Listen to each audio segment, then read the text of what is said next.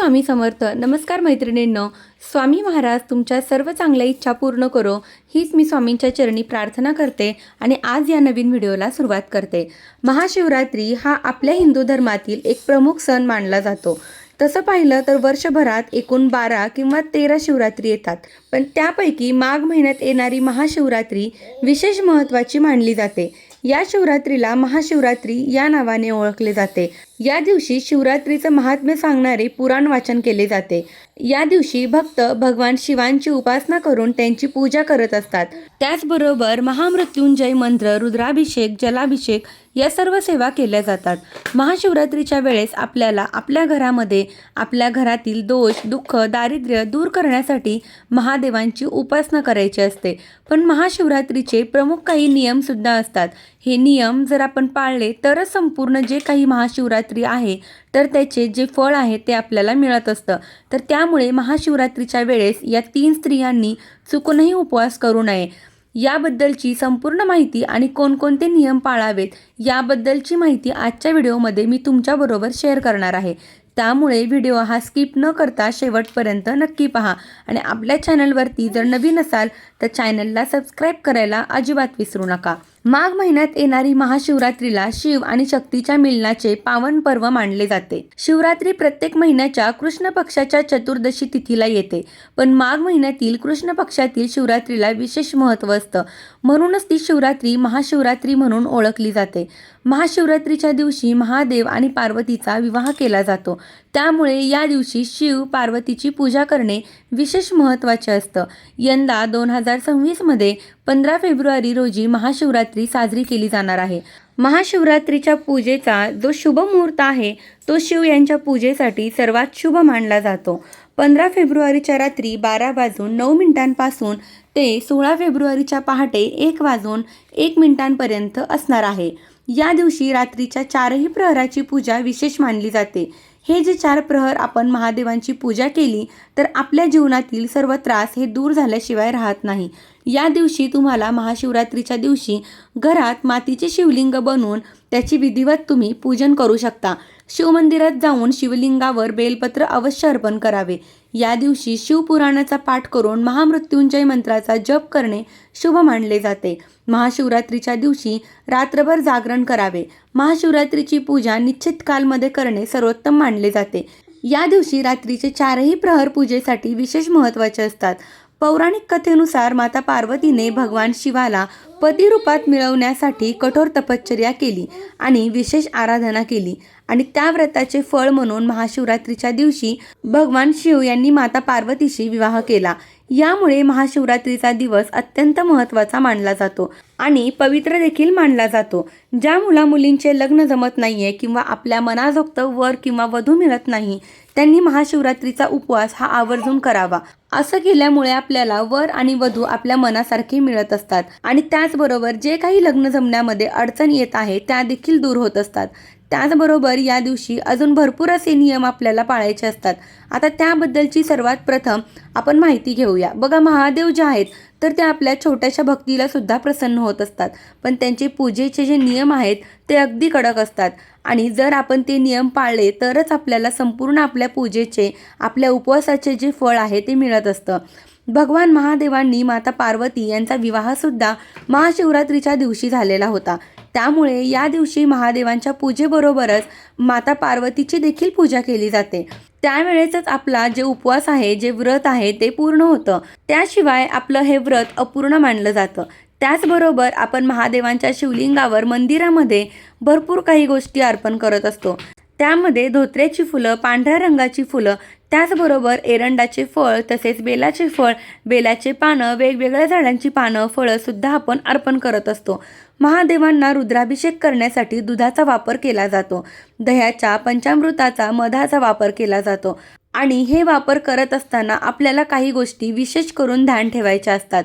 त्यामध्ये ज्या वेळेस आपण अभिषेक करणार आहोत सर्वात प्रथम पाणी अर्पण करायचं असतं.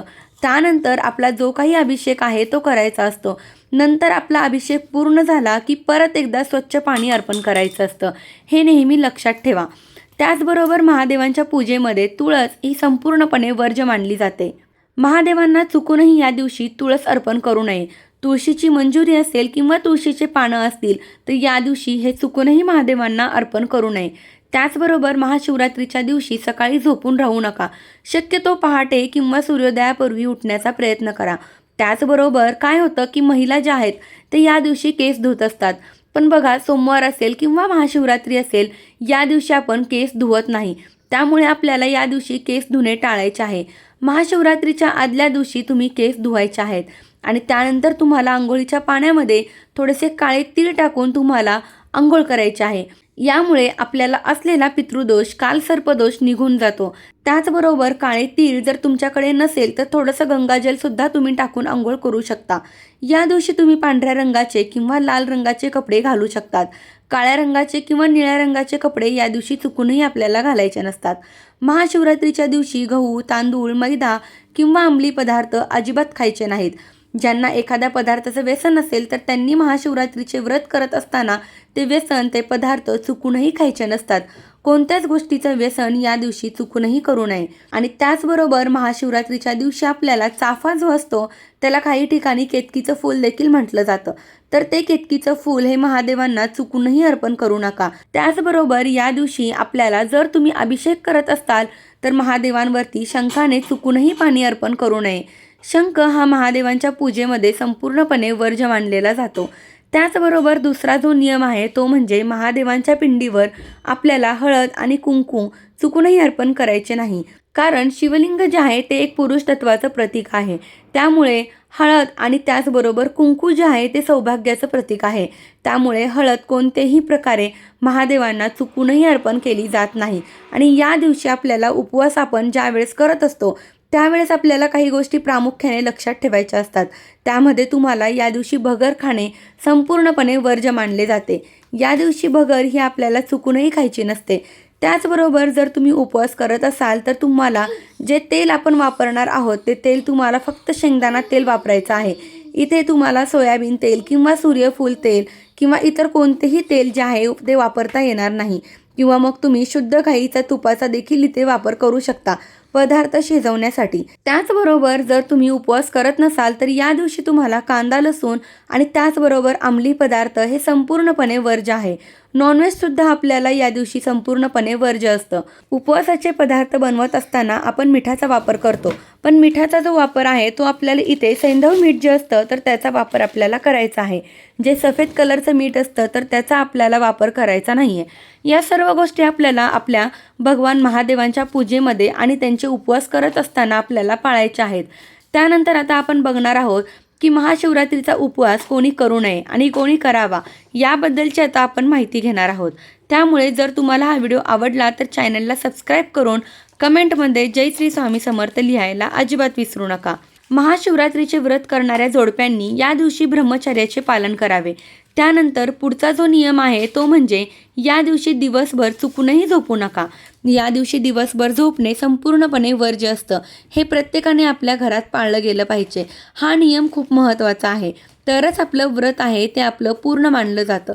महाशिवरात्रीच्या दिवशी आपल्या घरातील वातावरण एकदम प्रसन्न ठेवा. घरामध्ये स्वच्छता ठेवण्याचा प्रयत्न करा. कोणत्याही सदस्यावर अपशब्द वापरू नका.